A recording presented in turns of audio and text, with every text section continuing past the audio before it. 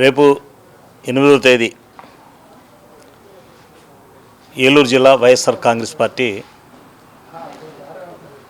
కుటుంబ సభ్యుల ఆత్మీయ సమావేశానికి జిల్లా వ్యాప్తంగా ప్రతి కార్యకర్త కూడా రేపు ఈ సమావేశానికి రావడానికి సంసిద్ధంగా ఉన్నారు.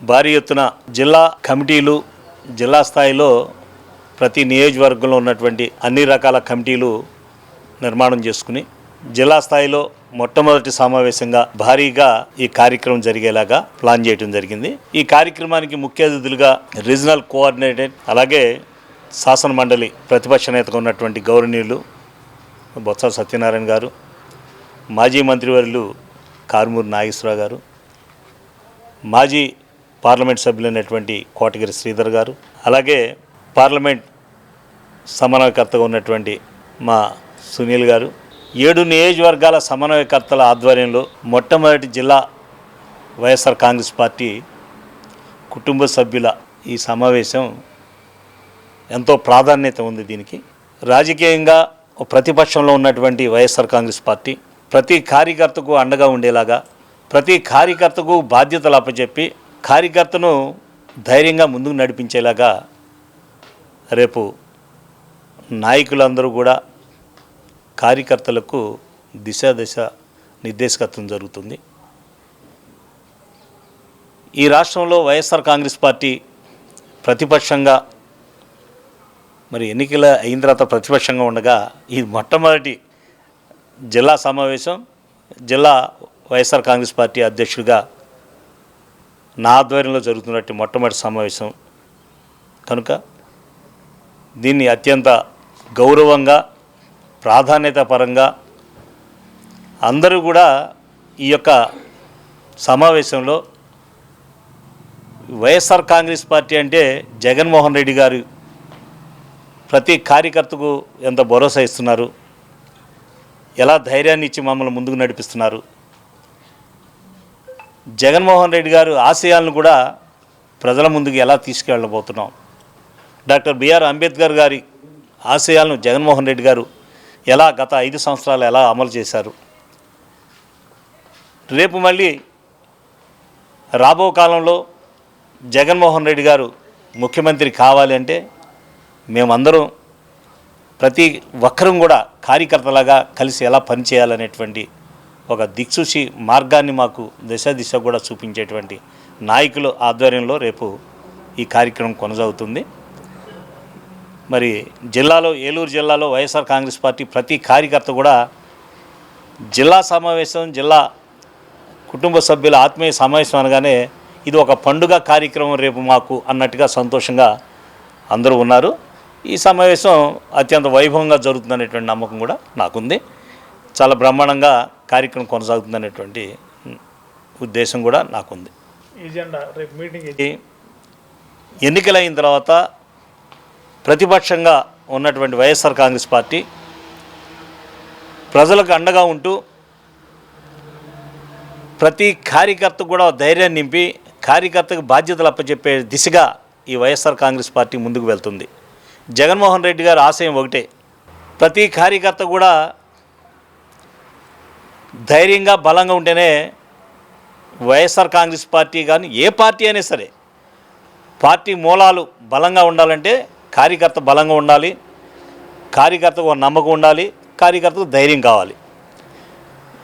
ఎక్కడా లేని విధంగా, ఏ పార్టీకి లేని విధంగా వైఎస్ఆర్ కాంగ్రెస్ పార్టీ కార్యకర్తలకు ఉన్నది ఆస్తి ఏంటంటే ఒక ధైర్యం, ఒక బలం. నిజాయితీగా జగన్మోహన్ రెడ్డి గారి కోసం ఎంతవరకైనా వెళ్ళాలనేటువంటి ఆశయంతో కష్టపడి పనిచేయటం.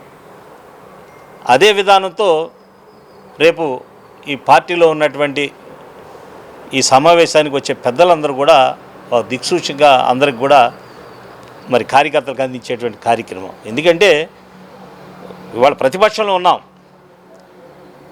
ఉన్నటువంటి ప్రభుత్వం అదిరిస్తున్నారు, బెదిరిస్తున్నారు, భయపెడుతున్నారు, కేసులు పెడుతున్నారు, కొడుతున్నారు. ఒక రకం కాదు, ఎన్ని రకాలుగా వేధించినా, ఎన్ని రకాలుగా భయపెట్టినా మొక్కవోని ధైర్యంతో వైఎస్ఆర్ కాంగ్రెస్ పార్టీ కార్యకర్త జెండా భుజాన వేసుకుని ఇది నా జెండా, వైఎస్ఆర్ కాంగ్రెస్ పార్టీ జెండా, నా నాయకుడు జగన్మోహన్ రెడ్డి అని ధైర్యంగా చెప్పగల రీతిలో ఈ రోజున ప్రతి కార్యకర్త ప్రతి గ్రామ నుంచి కూడా పల్లె నుంచి కూడా రేపు కదులుతున్నాడు. అదే రేపు చూడబోతున్నాం రేపు. అందుకే ఈరోజు మరి ప్రత్యేకంగా జిల్లాలో ఉన్నటువంటి ప్రతి కార్యకర్త కూడా ఆనందంగా సంతోషంగా కదలిరండి, తరలిరండి.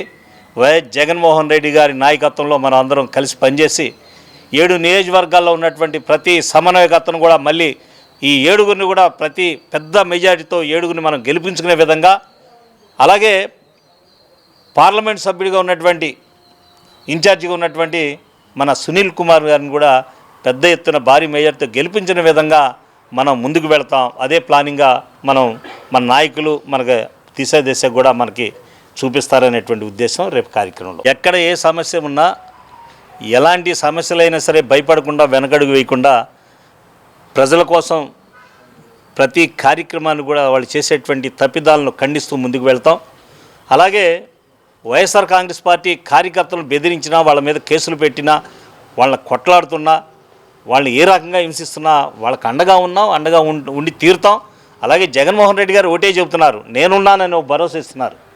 ఇవాళ మనం పదవుల్లో ఉన్నామా, పదవుల్లో లేవా, ఇవాళ మన ప్రతిపక్షంలో ఉన్నామని కాదు, మన కార్యకర్తను కాపాడుకునే బాధ్యత మనది. అలాగే ప్రజలు కూడా కొంతమందిని ఇవాళ చంద్రబాబు నాయుడు గారు ఈ మధ్యన అంటున్నారు, వైఎస్ఆర్ కాంగ్రెస్ పార్టీకి సంబంధించినటువంటి ఓటేసినటువంటి ప్రజలకు కానీ, ఆ నాయకులకు కానీ, కార్యకర్తలకు కానీ ఏ పని చేయొద్దు, ఏ పథకాలు ఇవ్వద్దని ఆయన చెబుతున్నారు. కానీ చంద్రబాబు నాయుడు గారు సిగ్గుపడాలి. గత 5 సంవత్సరాల పాలనలో జగన్మోహన్ రెడ్డి గారు ఏం చెప్పారంటే, కొలమానం ఏమిటి, ఈ సంస్కరణలు ఏమిటి, ప్రభుత్వం ద్వారా ఇచ్చేటువంటి సంక్షేమ ఫలాలకు కొలమానం ఏమిటంటే పేదరికమే. ఇది కులంతో పని లేదు, మతంతో పని లేదు, రాజకీయ పార్టీ ఎజెండా అనేది అసలొద్దు. వాళ్ళు పేదరికంలో ఉన్నటువంటి పేదవాళ్ళు అయితే చాలు, అన్ని పథకాలు ఇవ్వండి, అన్ని రకాలుగా ఇళ్ళు స్థలాలు ఇవ్వండి, అన్ని పథకాలు ఇవ్వండి, వాళ్ళకి ఏ ఇబ్బంది ఉన్నా చూడండి జగన్మోహన్ రెడ్డి గారు చెప్పారు. జగన్మోహన్ రెడ్డి గారు అమలు చేశారు. ఆయన అమలు చేయమన్నటువంటి తీరుగా మేము ఇక్కడ కష్టపడి పనిచేసాం, అలాగే అమలు చేసాం. మరి ఈ రోజున ముఖ్యమంత్రిగా ఉన్నటువంటి చంద్రబాబు నాయుడు గారి మాటలు చూస్తుంటే ప్రతి ఒక్కరు కూడా ముక్కును వేలేసుకుని చాలా, ఎందుకంటే చంద్రబాబు నాయుడు గారు సిగ్గుపడాలి కానీ ప్రజలను సిగ్గుపడవసలా. ప్రజలు ఆశ్చర్యం వ్యక్తం చేస్తున్నారు. ఒక ముఖ్యమంత్రి స్థానంలో ఉన్నటువంటి వ్యక్తి ఇలా మాట్లాడితే అసలు ఇవి రాజకీయాలా అంటే, ఎన్నికల వరకే రాజకీయాలు చూడాలా, నెల 2 నెలలు తప్ప మిగతా రోజులు ప్రజలందరూ నా బిడ్డలు అనేటువంటి విధానంతో ఉండాలి ముఖ్యమంత్రి అనేవాళ్ళు ఉన్నారు. దానికి దిక్సూసిగా గత 5 సంవత్సరాలు పాలన అందించినటువంటి జగన్మోహన్ రెడ్డి గారే ఒక దిక్సూసి.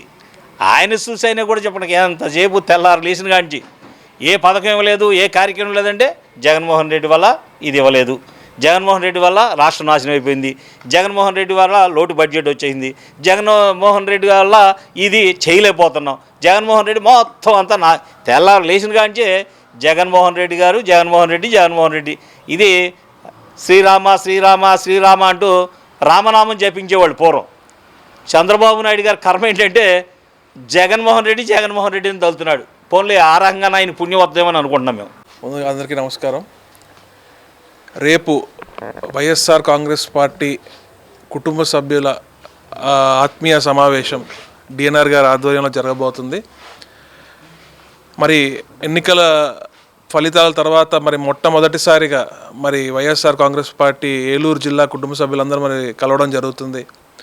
మరి రేపు అసలు ఏంటి ఈ నెక్స్ట్ 4 ఏళ్ళు మనం కార్యాచరణ ఏంటి, వాటి మీద అన్నిటి మీద చర్చించుకొని, మరి వైఎస్ఆర్ కాంగ్రెస్ పార్టీ అంటే ఎప్పుడు కూడా ప్రజల కోసం ప్రజా పోరాటం చేసి ఎప్పుడు ప్రజల్లో ఉండి మరి 2019లో ఏదైతే అధికారం వచ్చిందో అలానే మళ్ళీ 2029కి మళ్ళీ మనం అధికార పీఠంకి ఎలా వెళ్ళాలి, దానికి దిశానిర్దేశం పెద్దల ద్వారా కానివ్వండి, అందరి సూచనల మేరకు నిత్యం ప్రజల్లో ఉంటూ రేపు మళ్ళీ జగన్మోహన్ రెడ్డి గారిని ముఖ్యమంత్రి ఎలా చేసుకోవాలి దీని గురించే మరి రేపంతా కూడా అలానే దాని మీద ముందుకెళ్ళడం జరుగుతుంది. అలానే మరి గత ఎన్నికల్లో ప్రతి ఒక్కరు కష్టపడ్డారు మరి జగన్మోహన్ రెడ్డి గారిని ముఖ్యమంత్రి చేసుకుందామని. కానీ ఈ కూటమి పాలన అబద్ధపు హామీలు నమ్మి ప్రజలు మోసపోవడం జరిగింది. మళ్ళీ మనం ప్రజలకి ఎట్లా ప్రజల్లోకి వెళ్ళాలి, ప్రజలకి ఏం చెప్పి మనం ముందుకెళ్ళాలి, ఇవన్నీ కూడా రేపు చర్చించుకుని మేము ముందుకెళ్ళబోతున్నాము. బొత్స సత్యనారాయణ గారు, అలానే కరుణాశ్వర గారు, కోటగిరి శ్రీధర్ గారు, మళ్ళీ అలానే 7 నియోజకవర్గాల ఇన్ఛార్జీలు అందరూ కూడా మేమందరం కలిసికట్టుగా మరి ముందుకు వెళ్ళడం జరుగుతుంది. అసలు ఈ ఏలూరు పార్లమెంట్ మొట్టమొదటిసారిగా ఏవైతే దాడులు జరుగుతూ ఉన్నాయో సోషల్ మీడియా కార్యకర్తలకి, దానికి నన్ను ఇన్ఛార్జ్గా వేయడం జరిగింది. ఉమ్మడి జిల్లాకి ఒక కాల్ సెంటర్ పెట్టి ఎవరికి ఏ సమస్యలు వచ్చినా కూడా, ఇప్పుడు కూడా ఏ సమస్య వచ్చినా కూడా ఫోన్ చేస్తే చాలు. డిఎన్ఆర్ గారు అయితే ఫస్ట్ రింగ్కి ఎత్తుతారు, నేను కూడా మరి ఫస్ట్ రింగ్కి ఎత్తుతాను. ఏలూరు నియోజకవర్గం జేపీ గారు నిత్యం ప్రజల్లోనే ఉన్నారు. మరి మా కార్యకర్తలకైతే మేము ఎప్పుడు అందుబాటులోనే ఉన్నాము. ఏ నియోజకవర్గానికి ప్రతి ఇన్ఛార్జ్ ఎవరైతే ఉన్నారో వాళ్ళందరూ అందుబాటులోనే ఉన్నారు. మరి నాకు తెలిసి అయితే మేము అందరూ అందుబాటులో ఉన్నాం. కావాలని టీడీపీలో బురద జల్లడానికి ఇట్లా మేము ఉండట్లేదు అది అంటాను, కానీ ఇక్కడ మరి లోకల్ ఎంపీ కంటే ఎక్కువసార్లు నేనే తిరుగుతున్నాను ఇక్కడ. మరి అది మా నమ్మకం వైఎస్ జగన్. మరి వైఎస్ఆర్ కాంగ్రెస్ పార్టీ మా జెండా వైఎస్ఆర్, మా అజెండా జై జగన్, అంతే. Sri Vighneshwara sun city phase 2 దిగ్విజయంగా పూర్తి చేసిన మా కస్టమర్లకు ధన్యవాదాలు తెలుపుతూ తెలుగు సంవత్సరాది ఉగాది శుభాకాంక్షలతో సగర్వంగా సన్ సిటీ ఫేజ్ 2 నుండి పార్ట్ 2 ను మీ ముందుకు తీసుకువస్తున్నాము. 100% వాస్తుతో open plots, DTCP and RERA approved layout open plots, black top roads, 3-phase current transform, street lighting, venture చుట్టూ compound wall, drainage, children's park సదుపాయాలతో ఓపెన్ ప్లాట్స్ ఇంటి నిర్మాణం కోసం సిద్ధంగా ఉన్నాయి. బుకింగ్స్ ప్రారంభం. బ్యాంక్ లోన్ సదుపాయం కూడా కలదు. విచ్చేయండి Shri Vighneshwara sun city phase 2, Vangayigudem centre, 14వ డివిజన్, క్యాన్సర్ హాస్పిటల్ వెనుక, ఏలూరు. ఆకుల శ్రీనివాస్. Phone number 9848233117, 9848155544.